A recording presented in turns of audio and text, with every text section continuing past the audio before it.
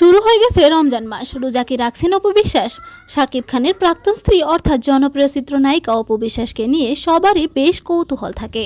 তিনি হিন্দু সম্প্রদায়ের হলেও মুসলিম ধর্মকে সম্মান জানিয়ে বিয়ে করেছিলেন শাকিব খানকে। ৮ বছর সংসারের সময় তিনি পুরোপুরি মুসলিম ধর্মই মেনে আসছিলেন।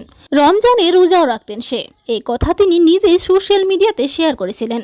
পরবর্তীতে শাকিব খানের সাথে বিচ্ছেদ হলে আবার নিজের ধর্মে ফিরে গেছেন বলে অনেকেই বলে থাকেন।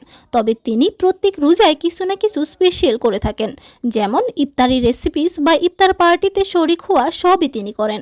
তবে এবারে তিনি রোজা রাখছেন কিনা এটা জানার কৌতূহল অনেকেরই রয়েছেন।